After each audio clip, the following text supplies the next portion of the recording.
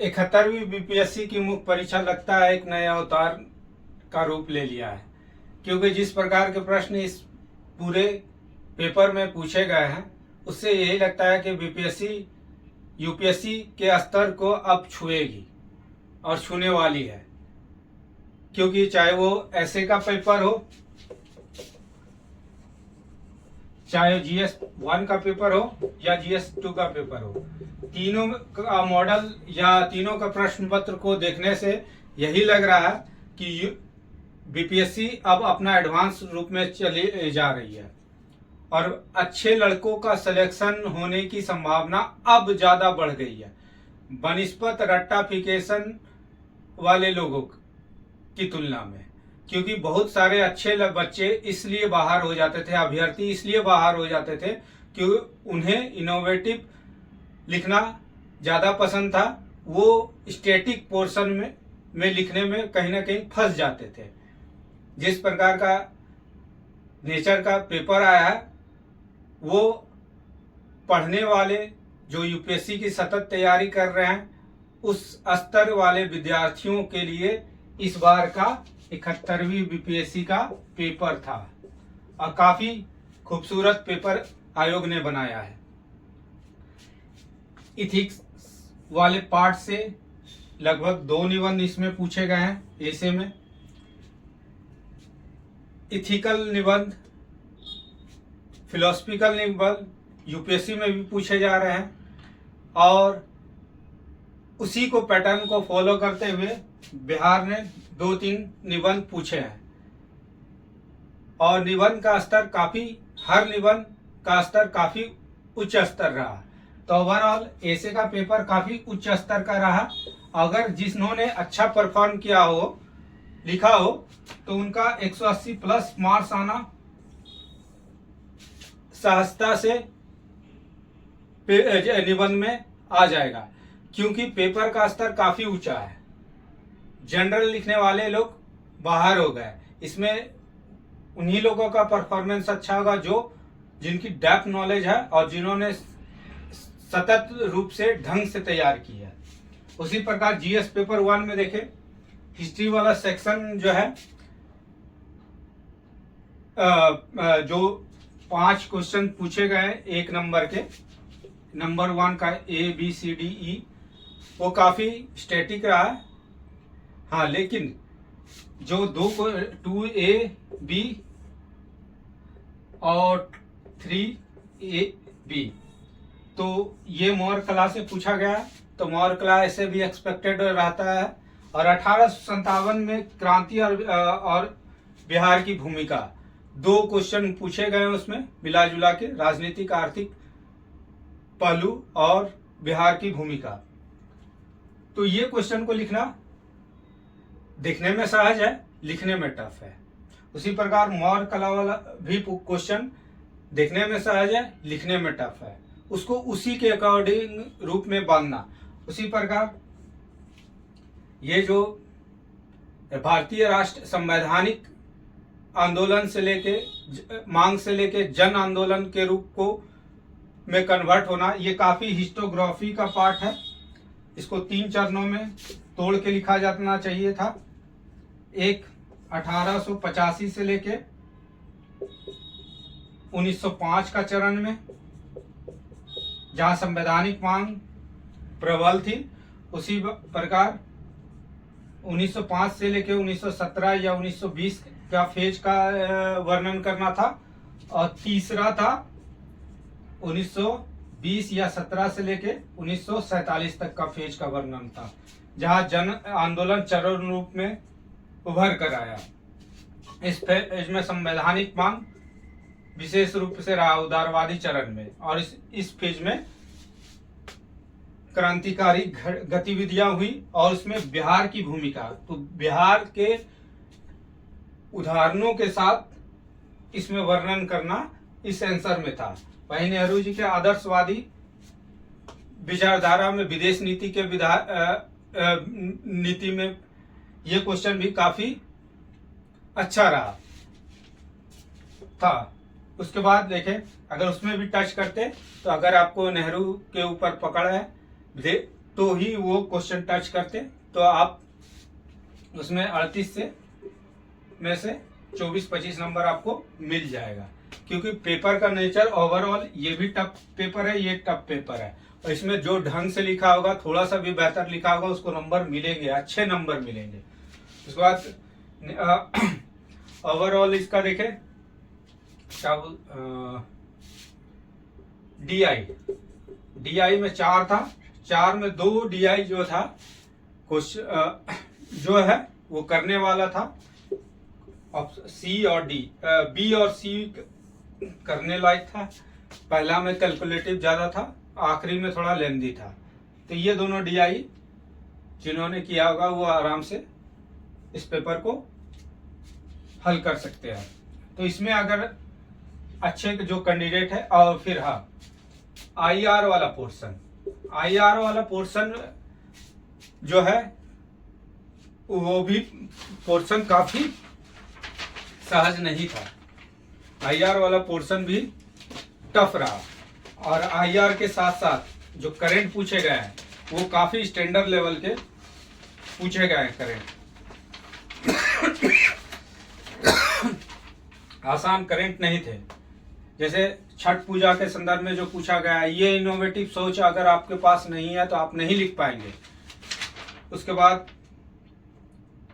1 से लेकर 5 तक जो पूछा गया है वो मतलब क्वेश्चन नंबर 4 का A B C D E, ये सारे प्रश्न जो है काफी स्तर के अच्छे स्तर के प्रश्न पूछे गए। फिर फ्री ट्रेड एग्रीमेंट जो पूछा गया है, ये क्वेश्चन में अगर आपके पास डाटा फैक्ट नहीं है तो फिर दिक्कत आएगी लिखने में आपको।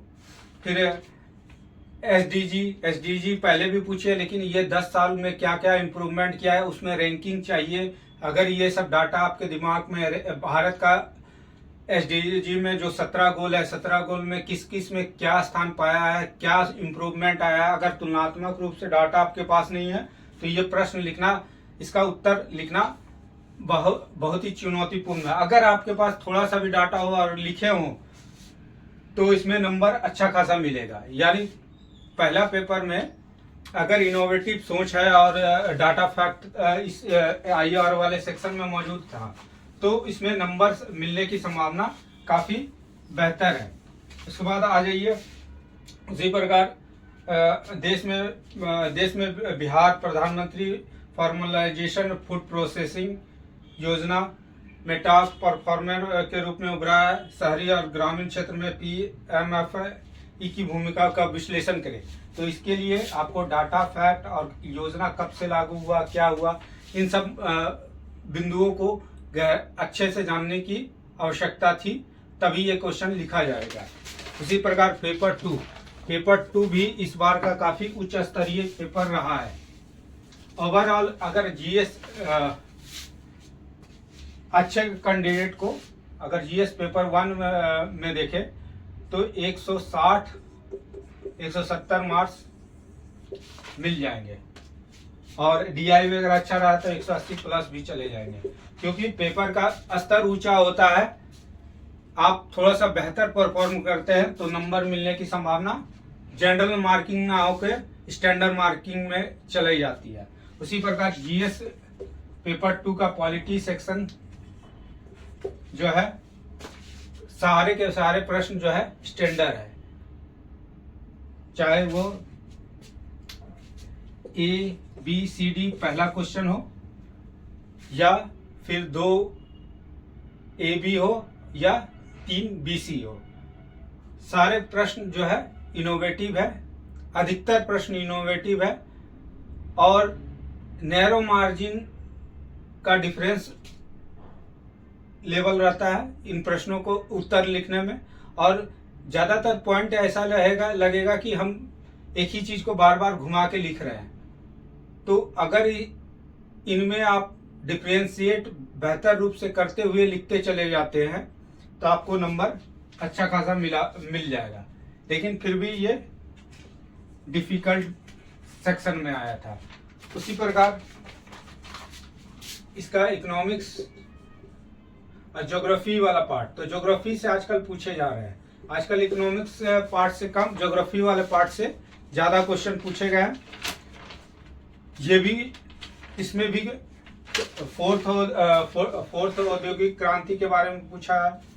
उसके बाद पूर्वी तट वाले बंदरगाह, ये सब प्रश्न जो है पूर्वी तट वाले बंदरगाह जो कलकत्ता के श्यामा प्रसाद मुखर्जी वाला क्वेश्चन पूछा गया है, ये अगर आपके पास एनालिटिक्स सोच नहीं है तो लिखने में मुश्किल हो जाएगा। बंदरगाह का तो नाम गिरा देंगे, लेकिन आपके पास एनालिटिक्स सोच होना चाहिए और कुछ फैक्ट होना चाहिए, तभी ये क्वेश्चन लिखा जाएगा और बेहतर नंबर इसमें मिलेगा, नहीं तो ये दिक्कत होगा। खास सुरक्षा के घटक, तो ये कॉमन है थोड़ा सा, ये आप से लिख सकते हैं। रेलवे की भूमिका, रेलवे की भूमिका जब लिख रहे हैं तो इसको, इसमें अगर आपके पास फैक्ट नहीं है, डेटा नहीं है, रेलवे का क्या है, फ्रेट कॉरिडोर और भी अन्य चीजें जो गतिविधियां हो रही है, उन सब के बारे में अगर आपको जानकारी नहीं है तो लिखना मुश्किल है। इसी प्रकार आ जाइए सेक्शन 3, इसका सेक्शन 3 वाला पार्ट भी जो है सहज नहीं है इस बार सारे जो प्रश्न है ओवरऑल पूरा स्टैंडर्ड स्तर के है। क्वेश्चन लेंदी है, पढ़ना भी वहाँ 3 घंटे में टाइम लगेगा और उसको ड्राफ्ट करके ढालना, ये दोनों चुनौतीपूर्ण है।